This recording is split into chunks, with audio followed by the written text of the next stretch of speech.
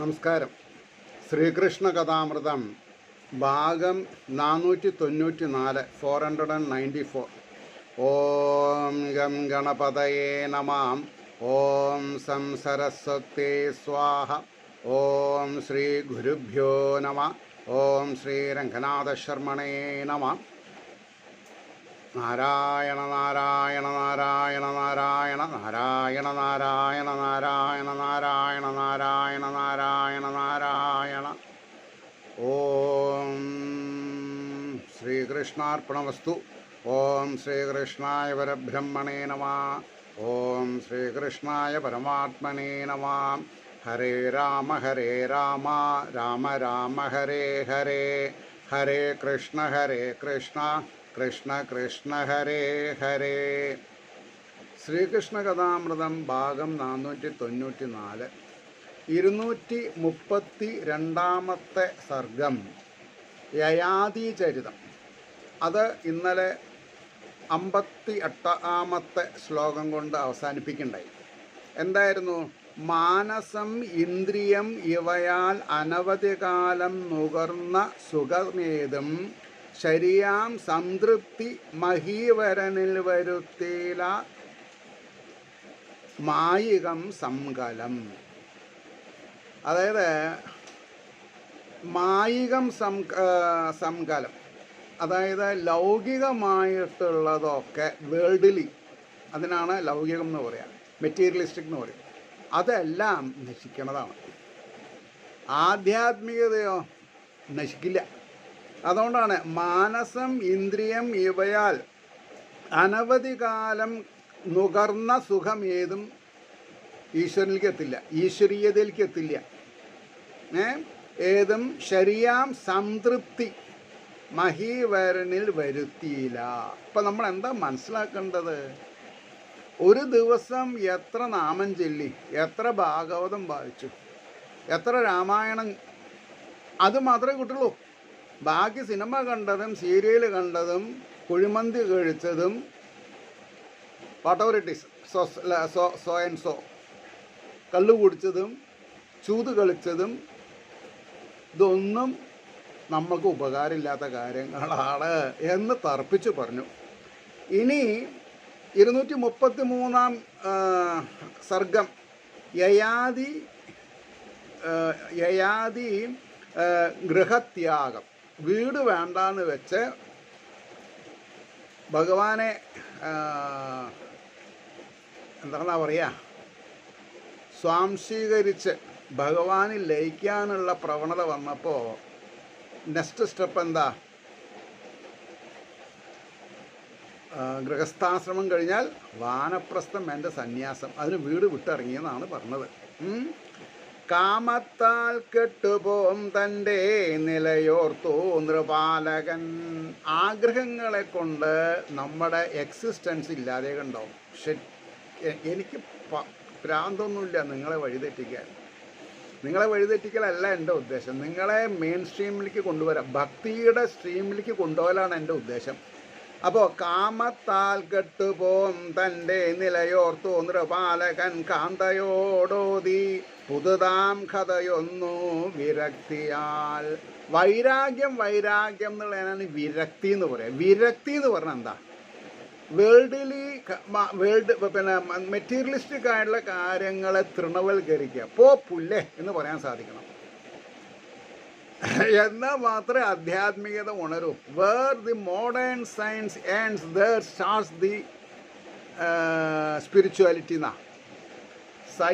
സയൻസിൻ്റെ മേൽക്കൈയും നമ്മുടെ കണ്ടുപിടുത്തങ്ങൾ, നമ്മൾ ചന്ദ്രനിലേക്ക് പോയി ശനിയിലേക്ക് പോണു, അതൊക്കെ ശരി.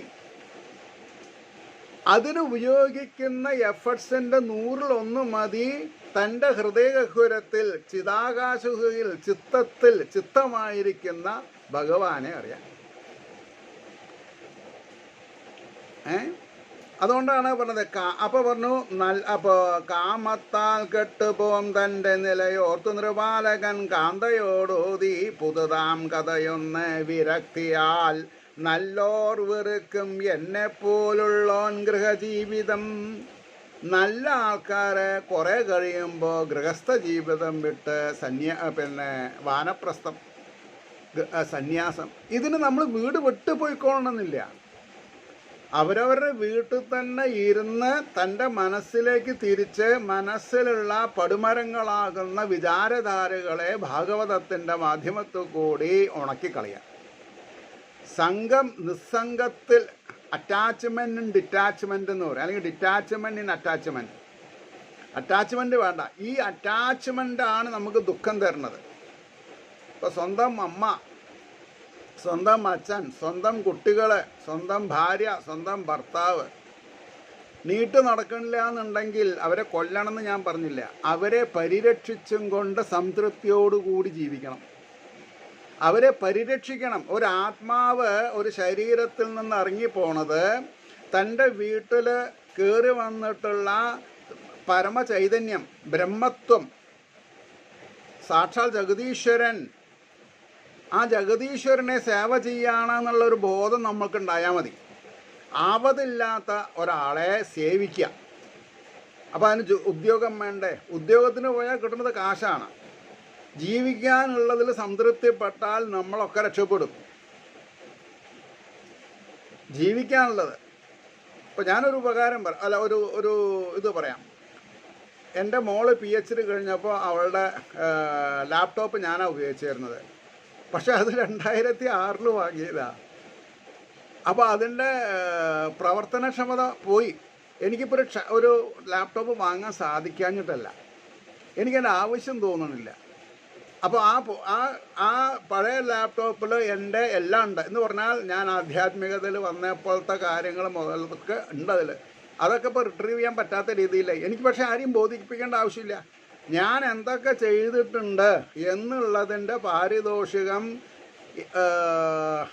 ശാന്തിയും സമാധാനവും. യാദേവി സർവഭൂതേഷു ശാന്തി രൂപേണ സംസ്ഥിത നമസ്തസ്മേ നമസ്തസ്മേ നമസ്തസ്മേ നമോ നമ. ഭഗവാൻ എനിക്ക് തരുന്നുണ്ട്. പിന്നെന്താ? എനിക്കിപ്പോൾ ഞാൻ മരിച്ചു പോയാൽ പേപ്പറിൽ അതും ഇത് എഴുതി കാണണമെന്ന് എനിക്ക് ആഗ്രഹമില്ല. ഒരു നിമിഷത്തിന് വേണ്ടിയിട്ട് ഞാൻ ആരാണെന്ന് ഈശ്വരനറിയാം, എനിക്കും അറിയാം. പിന്നെന്ത് വേണം? ഞാൻ പറഞ്ഞതിൻ്റെ താല്പര്യം മനസ്സിലാവുന്നുണ്ടോ? അപ്പോൾ ഇവിടെ പറഞ്ഞു വന്നേണ്ടത്, നല്ലോർ വെറുക്കും എന്നെപ്പോലുള്ളവൻ്റെ ഗൃഹജീവിതം. യയാതി പറയാണ്, ഞാൻ എൻ്റെ കുട്ടിയുടെ ആരോഗ്യം വാങ്ങി പല സുഖസൗകര്യങ്ങളും ജീവിതത്തിൽ അനുഭവിക്കുന്നുണ്ടായി.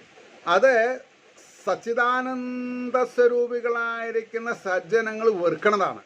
അതുകൊണ്ട് കാണിക്കും പുണ്യകഥയാം കേൾക്കണം ദേവയാനി നീ. ഇനി നീ എന്ത് ചെയ്യണം? ഭർത്താവ് കുട്ടികളെന്ന് പറഞ്ഞിട്ട് വാശി പിടിക്കണ്ട. നീ എന്ത് ചെയ്യണം? കാണിക്കൂ പുണ്യകഥയാം കേൾക്കണം. ഈശ്വരൻ്റെ പുണ്യകഥകൾ കേട്ട്, തത്വോപദേശങ്ങൾ കേട്ട് നീ രക്ഷപ്പെടാൻ നോക്ക്. ഞാൻ ആ വഴിക്ക് പോവാന്നാണ് പറഞ്ഞത്. അപ്പോൾ ഇനി ഇവിടുന്ന് ഇങ്ങോട്ട് എന്താണെന്ന് പറയുക, 3-ാമത്തെ ശ്ലോകം മുതൽക്ക് വളരെയധികം ഔചിത്യമായിട്ടുള്ള താത്വിക ദർശനങ്ങളാണ് പറഞ്ഞത്. എന്താണ്? കോലോടൊന്നൊരു നാൾ കാട്ടിൽ മേഞ്ഞുകൊണ്ടു നടക്കവേ. കയ്യിലൊരു വടിയുണ്ടെന്ന് അർത്ഥം. കോലോടൊന്ന് ഒരു നാൾ കാട്ടിൽ മേഞ്ഞുകൊണ്ടു നടക്കവേ, കിണറ്റിലൊരു പെണ്ണാടു കണ്ണിൽ പൊട്ടൂയ ദൃശ്യ. തപസ് ചെയ്യാൻ പോയ ആളുടെ മനസ്സിനെ തെറ്റിക്കാൻ പാകത്തിൽ ഒരു പൊട്ടം കണ്ടിട്ടുള്ളൊരു പെണ്ണാട് നിൽക്കണ കണ്ടു. ശ്രദ്ധിക്കണം. എന്നിട്ടോ എതിർച്ഛയാന്ന് പറഞ്ഞാൽ എന്താ? നമ്മൾ പെട്ടെന്ന് എന്ന് പറയും എതിർച്ഛയ. പക്ഷെ ഇല്ലാത്തതല്ല, ഉള്ളത്. നമ്മൾ ഇതേവരെ കണ്ടിട്ടില്ല, അതുകൊണ്ട് എതിർച്ഛയ. എന്നിട്ടോ ഉടൻ കൊമ്പാൽ വക്കിടിച്ചു വീഴ്ത്തിനാൻ വീരനാവതും. ആ കിണറ്റിൻ്റെ വക്കുകളെ തൻ്റെ കൊമ്പുകളെ കൊണ്ട് കുത്തി മണ്ണ് ഇടിയിപ്പിക്കുകയാണ്.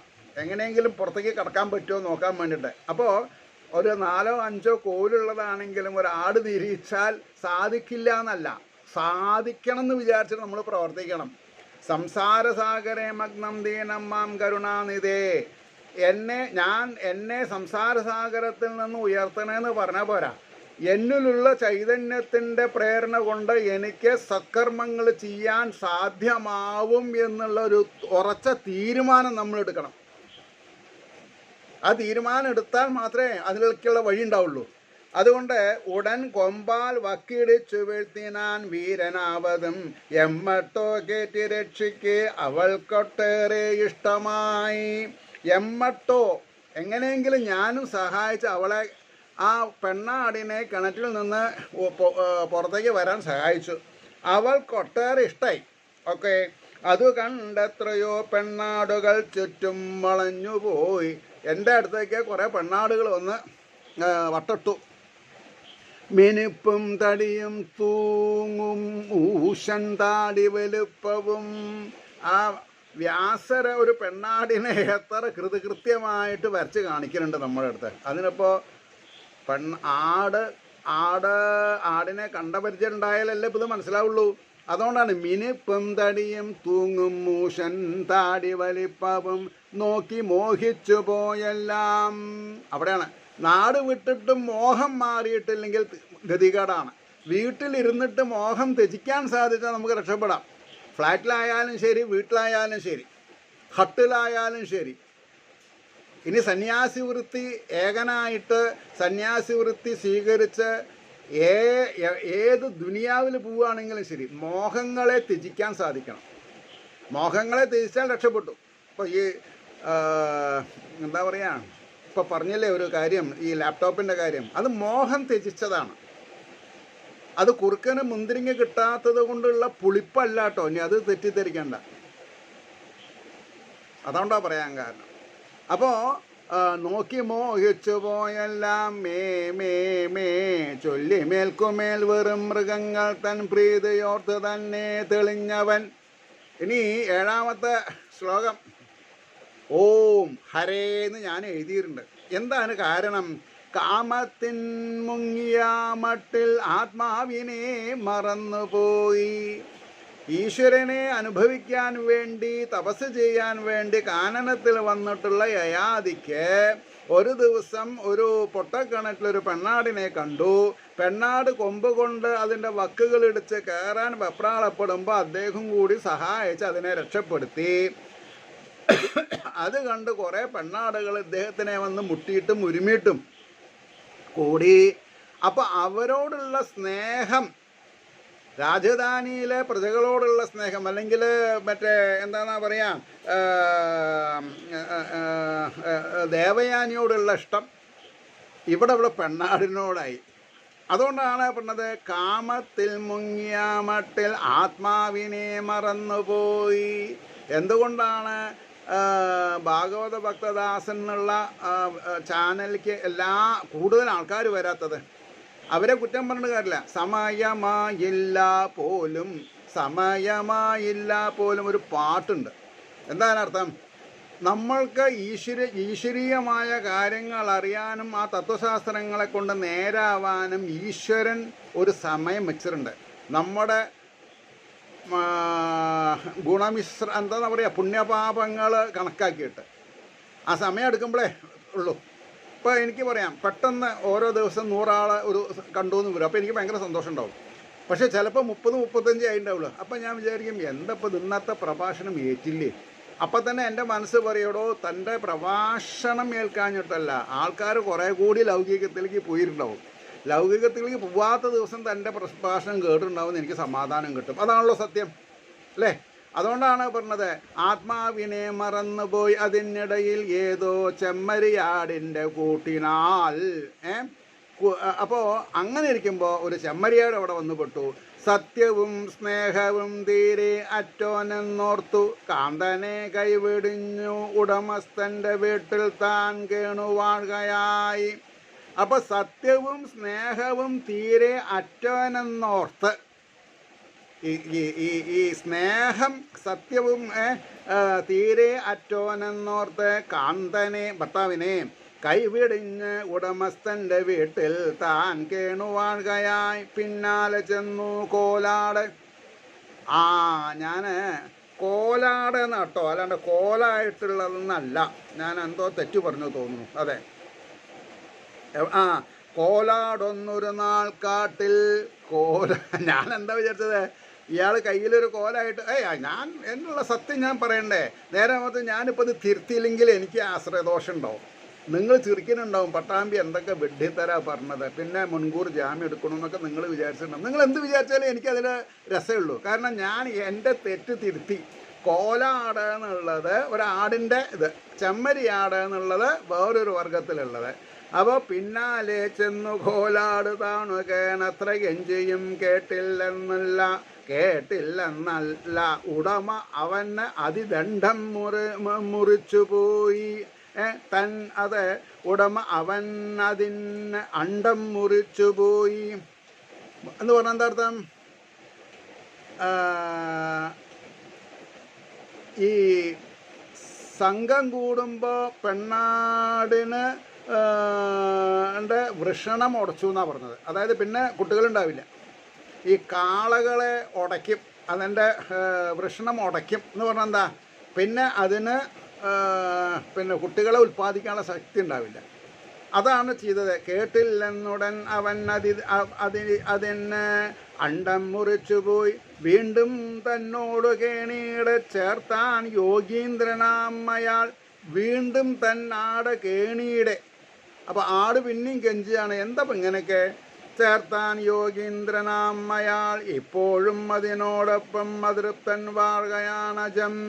അതൃപ്തൻ, തൃപ്തിയില്ലാത്തവൻ, വാടുകയാണ് അജം. തൃപ്തിയില്ലാത്തവൻ്റെ അടുത്ത് വാഴുകയാണ്. പ്രിയേ നിൻ വലയിൽപ്പെട്ട ഞാനും ആ മട്ടിലല്ലയോ. ഇതാണ് ചോദ്യം. ഇദ്ദേഹം കണ്ട ഒരു സംഗതി അവനവൻ്റെ സ്വന്തം ജീവിതമായിട്ട് കമ്പയർ ചെയ്തു. എങ്ങനെയാണ് ഈ ആടിൻ്റെ വൃഷണം ഉടച്ചത്? അതേപോലെ പ്രിയേ നിൻ വലയിൽപ്പെട്ട ഞാനും ആ മട്ടിലല്ലയോ. ജീവിതം മുഴുവൻ ജീവിച്ചിട്ടും എനിക്ക് മോക്ഷം കിട്ടാനുള്ള ഉപായം എനിക്ക് തിരഞ്ഞെടുക്കാൻ സാധിക്കാണ്ട് വരുന്നത് എൻ്റെ സൗകുമാര്യത്തിൽ ഞാൻ വീണു. മെറ്റീരിയലിസ്റ്റിക്കായിട്ട് ഞാൻ ഒരു ഭോഗതൃഷ്ണ ഉണ്ടായി എന്നാണ് പറഞ്ഞത്. അപ്പോൾ പ്രിയേ നിൻ വലയിൽപ്പെട്ട ഞാനും ആ മട്ടിലല്ലയോ. സത്യവും ക്ഷമയും ബ്രഹ്മചര്യവും ശ്രവണാദിയും ഭഗവത് ശരണാംബോജഭക്തിയും ഭൂതമൈത്രിയും മറ്റും ശീലിച്ചു മഹിതാത്മാക്കൾ മണ്ണിൽ വിളങ്ങവേ. യോഗീശ്വര പ്രഭാവമുള്ള ആൾക്കാര് തുച്ഛമായ ശാരീരിക സുഖങ്ങളെ തൃണവൽക്കരിച്ചുകൊണ്ട്, അതാണ് സത്യവും ക്ഷമയും ബ്രഹ്മചര്യവും ശ്രവണാദിയും, പുരാണങ്ങൾ ശ്രവിക്കുക എന്നുള്ളതിന് സമയം വേണം. അതൊക്കെ ഒഴിവാക്കിയിട്ടാണ് പുരുഷൻ ഈ സ്ത്രീലമ്പടന്മാരായിട്ട് തീരുന്നത്. അപ്പോൾ ഭഗവത് ശരണാംബോജ ഭക്തി ഇല്ലാതെ കണ്ടാക്കി ഞാൻ. മാത്രമല്ല ഭൂതമൈത്രി എന്ന് പറഞ്ഞാൽ എന്താ? ജീവജാലങ്ങളോടുള്ള ഒരു തൃപ്തി, അല്ലെങ്കിൽ അവർക്ക് വേണ്ടിയിട്ടുള്ള ശുഭകരമായിട്ടുള്ള കാര്യങ്ങൾ ചെയ്ത് അവരുടെ ആനന്ദത്തിന് ഞാൻ കാരണഭൂതനാവുമ്പോൾ അവരുടെ ആത്മാവിൽ എനിക്കുണ്ടാവുന്ന ഒരു അനുഗ്രഹ ആശിസ്സുകൾ ഒക്കെ ഞാൻ നഷ്ടം വരുത്തിയെന്നാണ് പറഞ്ഞത്.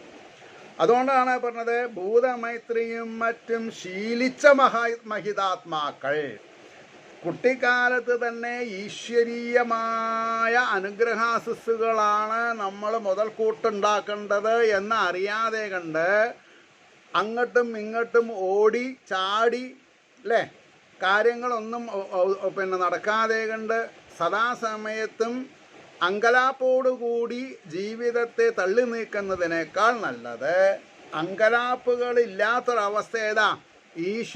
ഈശ്വരീയതയ്ക്ക് വഴങ്ങി ജീവിക്കുക. ഈശ്വര തത്വങ്ങളെ മുറുകെ പിടിച്ച് ജീവിച്ചാൽ അങ്കലാപ്പ് മാറും. അപ്പം എന്നോട് പലരും ചോദിക്കാറുണ്ട്, താൻ എങ്ങനെയാണ് ഇതൊക്കെ നേടിയത്? ഏതൊക്കെ? അപ്പം ഞാൻ ഈ നേടിയത് ഒരു ദിവസം കൊണ്ടല്ല, എത്രയോ കൊല്ലത്തെ പരിശ്രമം കൊണ്ടാണ്. എത്രയോ കൊല്ലത്തെ പരിശ്രമം. അപ്പോൾ ഇവിടെ പറഞ്ഞു മഹിതാത്മാക്കൾ മണ്ണിൽ വിളങ്ങവേ. അപ്പോൾ സജ്ജനങ്ങളുടെ ഇടയിൽ സാധുക്കൾ, ഈശ്വരനെ പ്രാപിച്ചിട്ടുള്ളവരൊക്കെ രത്നങ്ങളായിട്ട് വിളങ്ങണു. രാജാക്കന്മാർ രാജകീയ പ്രൗഢി കഴിഞ്ഞാൽ പിന്നെ ആരും അവരെ പറ്റി ആലോചിക്കണില്ല. അതാണ് പറഞ്ഞത്, കേവലം തുച്ഛകാമത്തിനടിമപ്പെട്ടു പോകയാൽ. കേവലം തുച്ഛമായ കാമത്തി. ഞാൻ പറഞ്ഞു നോക്കൂ, ഈ ഒരു ശ്ലോകങ്ങളൊക്കെ ഒരു 8, 10, 12 വയസ്സിൽ നമ്മൾ പഠിച്ചാൽ നമുക്ക് തെറ്റ് പറ്റുമോ? ഞാൻ ആദ്യമായിട്ട് ഫൗണ്ടനിൽ ഒരു കൊമേഴ്സ് ഹൗസിൽ 4th ഫ്ലോറിൽ. ആദ്യം ഞാൻ ന്യൂ കെമി ഇൻഡസ്ട്രീസ് പ്രൈവറ്റ് ലിമിറ്റഡിലാണ് കയറിയത്. 325 രൂപ ശമ്പളം. അപ്പോൾ IDBI ബാങ്കിലുള്ള ഒരു സെക്രട്ടറി, യൂണിയൻ സെക്രട്ടറി മുഖാന്തരം റെക്കമെൻഡേഷനിലാണ് എനിക്ക് ജോലി കിട്ടിയത്. അയാൾ അവിടുന്ന് റിട്ടയർ ചെയ്ത് പോയപ്പോൾ പുതിയ സെക്രട്ടറി വന്നപ്പോൾ അദ്ദേഹത്തിൻ്റെ ആളെ വയ്ക്കാൻ പറഞ്ഞു. അപ്പോൾ എൻ്റെ ബോസ് പറഞ്ഞു, പിന്നെ Rajagopalan, you try somewhere else. അങ്ങനെ ഞാൻ ടൈംസ് ഓഫ് ഇന്ത്യയിലൊരു വാണ്ടൻ്റൊക്കെ കൊടുത്ത് കിട്ടിയത് ഒരു 300 രൂപ ശമ്പളത്തിലാണ്. ആ 300 രൂപ കിട്ടിയപ്പോഴും എനിക്ക് ഈ 325 രൂപ കിട്ടിയ സന്തോഷം ഞാൻ കളഞ്ഞില്ല. കാരണം എന്താ, ഇതൊക്കെ താൽക്കാലികമായിട്ടുള്ളൊരു ഭ്രമമാണെന്ന് എനിക്ക് നന്നായിട്ട് അറിയാം. കാരണം അതിന് ഞാൻ പട്ടാമ്പി ഗുരുവായൂരപ്പനോട്, പടിഞ്ഞാറേമഠം ഗുരുവായൂരപ്പനോട് കടമപ്പെട്ടിട്ടുണ്ട്. കാരണം ജീവിതത്തിൻ്റെ സുഖദുഃഖങ്ങൾ, അപ്സ് ആൻഡ് ഡൗൺ ഞാൻ കുട്ടിക്കാലത്ത് കണ്ട് മനസ്സിലാക്കി കഴിഞ്ഞു പലവരുടെയും. പിന്നെ പല അഭിവന്ദ്യ വയോധികന്മാരെ എല്ലാം തൃണവൽക്കരിച്ച് ഗുരുവായൂരപ്പനെ കാണാൻ നടന്നു പോയിരുന്നൊരു കാലമുണ്ട്. ഇപ്പോഴല്ലേ കാറും കോപ്പൊക്കെ ആയത്. അപ്പോൾ ചിലവർ രാത്രി അവിടെ കിടക്കും. അവരുടെ വീരശൂര പരാക്രമ ദിനങ്ങളെ പറ്റിയിട്ട് അവർ പറയും. അപ്പോൾ പോണ പോക്കിൽ അവർ പറയും, മോനെ, ഉള്ളതില്ലാതെ കണ്ടാവാനും ഇല്ലായ്മയിൽ നിന്ന് ഉണ്ടാവാനും അധികം ദൂരമില്ല. അതൊക്കെയാണ് എനിക്ക് എൻ്റെ അസറ്റ്, ശരിക്കുള്ള അസറ്റ് അതൊക്കെയാണ്. അതുകൊണ്ടാണ് ഇവിടെ പറയാൻ കാരണം, കേവലം തുച്ഛകാമത്തിനടിമപ്പെട്ടു പോകയാൽ അകതാരിങ്കൽ മിന്നീടും ആത്മാവിനെ മറന്നു ഞാൻ. ഗുരുവായൂരപ്പനെ കാണാൻ പോയില്ലാന്നോ, പഴനിയാണ്ടവനെ കാണാൻ പോയില്ലാന്നോ, ശബരിഗിരീശനെ കാണാൻ പോയില്ല എന്നുള്ള അതൃപ്തി ഇന്നത്തെ കാലത്ത് ആൾക്കാർക്കുണ്ട്. അത് മാറണം. എന്താ അങ്ങനെ പറയാൻ കാരണം, ഇപ്പം എൻ്റെ സമപ്രായക്കാരനെ പലരും ശബരിമലയ്ക്ക് പോയിട്ടുള്ള ഫോട്ടോ ഞാൻ കാണാറുണ്ട്. ഞാനൊന്നും പറയാറില്ല. കാരണം എനിക്ക് പറയാം, അകതാരിങ്കൽ മിന്നീടും ആത്മാവിനെ കണ്ടാൽ പോരെന്ന് ചോദിക്കാം. പക്ഷേ അവർക്ക് വേവ് ലെങ്ത് മാച്ച് ചെയ്തില്ലെങ്കിൽ അവർ എന്നെ ഒരു അപഹാസ്യനാക്കും. അത് വേണ്ട. ഞാൻ പറഞ്ഞ മനസ്സിലാവുണ്ടോ? സ്വയം ആർജിച്ച ബുദ്ധി കൊണ്ട് അകതാരിൽ മിന്നുന്ന ബാലാഗ്ര ശതഭാഗസ്യ വിസ്തരസ്യ ഏകോ ജീവ, ആ ബ്രഹ്മചൈതന്യത്തിനെ അനുസന്ധാനം ചെയ്യണമെന്നുണ്ടെങ്കിലും ഈശ്വരൻ ആ ഓരോ വ്യക്തികളെയും തിരഞ്ഞെടുക്കണം. അതുകൊണ്ടാണ് അപ്പോൾ പറഞ്ഞു, കൃതജ്ഞൻ പാഴിലായി തീർത്തേൻ. ആ വാക്ക് കൃതജ്ഞൻ, കൃതജ്ഞൻ എന്നല്ല, കൃതജ്ഞൻ എന്നുള്ളത് നല്ല വാക്കാണ്. കൃതജ്ഞൻ എന്ന് പറഞ്ഞാൽ കൃതജ്ഞത ഇല്ലാത്തവൻ എന്നാണ് അർത്ഥം. എനിക്കിപ്പോൾ ആരുടെയെങ്കിലും പേര് വിളിക്കണം. ഇവിടെ ഹരിദാസിനോട് എനിക്ക് പറയാനുള്ളത്, കൃതജ്ഞനാവരുത് ജീവിതത്തിൽ. കൃതജ്ഞൻ പാഴിലായി തീർത്തേൻ മഹത്താം ജന്മമീവിധം. തന്നെ പറ്റിയിട്ടാണ് പറഞ്ഞത്. യയാതി പറയണു, ഞാൻ എൻ്റെ ജീവിതം നഷ്ടപ്പെടുത്തി. എന്നിട്ടോ ആത്മാനന്ദത്തിൽ മുഴുകിടേണ്ടും സൗഭാഗ്യമാർന്നവൻ. സൗഭാഗ്യം എന്നുള്ളത് ആത്മാനന്ദത്തിൽ മുഴുകി ജീവിക്കുന്നവനാ. അല്ലാതെ ലോട്ടറി കെട്ടിയിട്ട് താന്തോന്നിയായിട്ട് നടക്കണവരല്ല. ആ അർഷദ് മേത്ത കുംഭകോണം നടക്കുന്ന സമയത്ത് ഞാനൊരു 3.5 ലക്ഷം രൂപ ഒരു കമ്പനിയിൽ പ്രൊമോട്ടേഴ്സ് കോട്ടയിൽ വാങ്ങി. അത് ലിസ്റ്റ് ചെയ്തപ്പോൾ 75 രൂപയാണ്.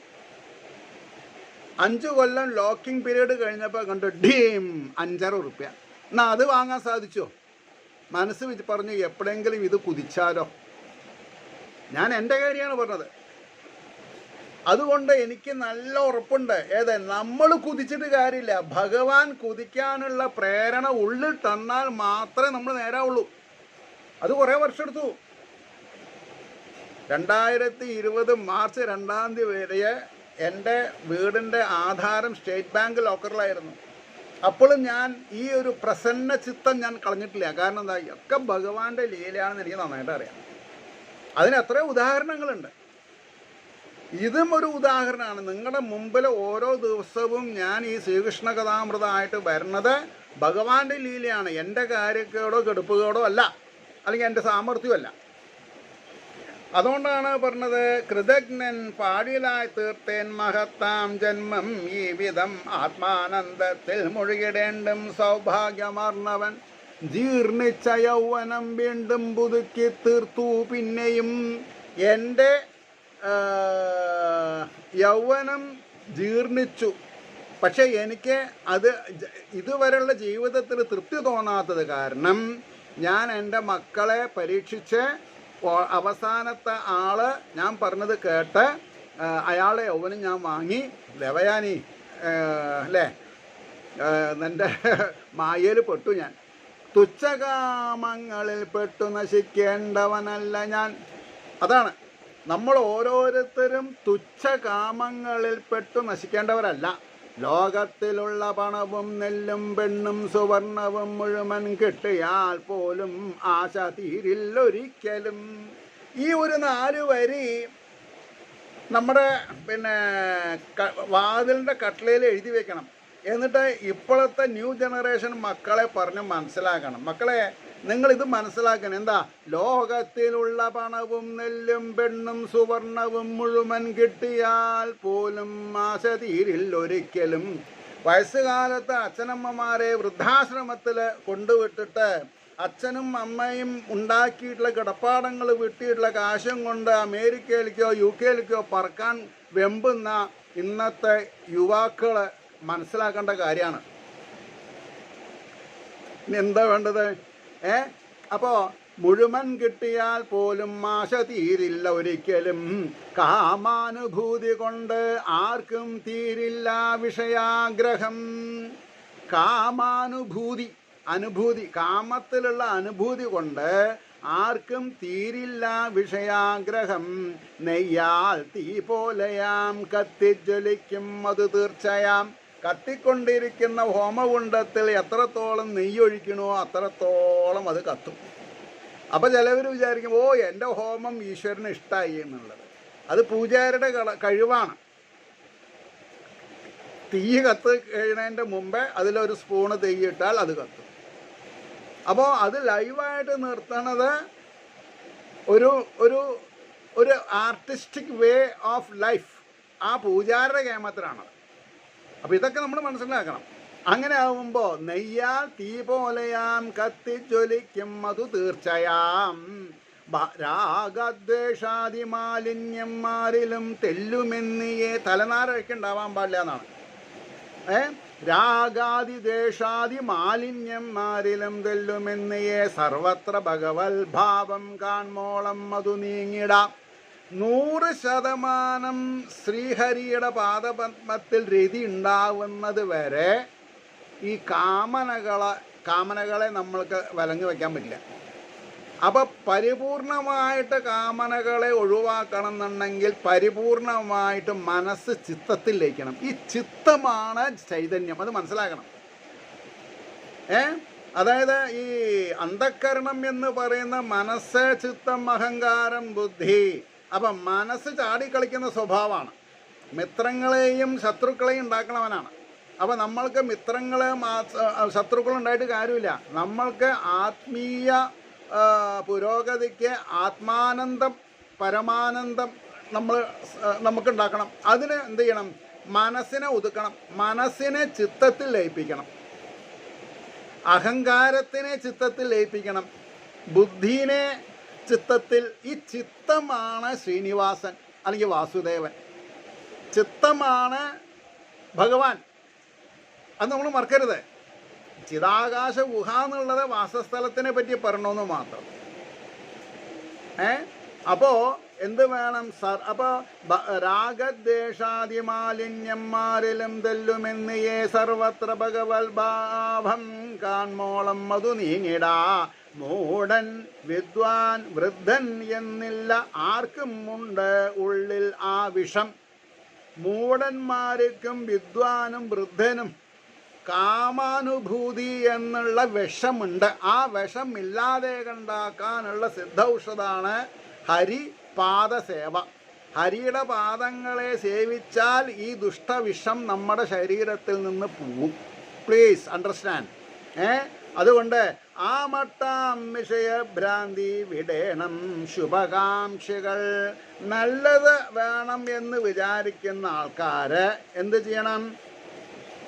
ഈ ശുഭകാംക്ഷികൾ എന്ത് ചെയ്യണം? ആ മട്ടാം വിഷയഭ്രാന്തി, ഈ കാമനകൾ അനുഭൂതിയിൽ വേണം എന്നുള്ള ആ വിഷത്തെ നമ്മൾ ഇല്ലായ്മ ചെയ്യണം എന്ന് പറഞ്ഞുകൊണ്ട് ഇന്നത്തെ ഈ പ്രഭാഷണം ഇവിടെ വിരാമം വിടുന്നു. ഏവർക്കും ശ്രീഹരിയുടെ അനുഗ്രഹാശിസ് എന്നുള്ളവ ഉണ്ടാവട്ടെ എന്ന് പ്രാർത്ഥിച്ചുകൊണ്ട് വാക്കുകൾ ചുരുക്കുന്നു. നമസ്കാരം.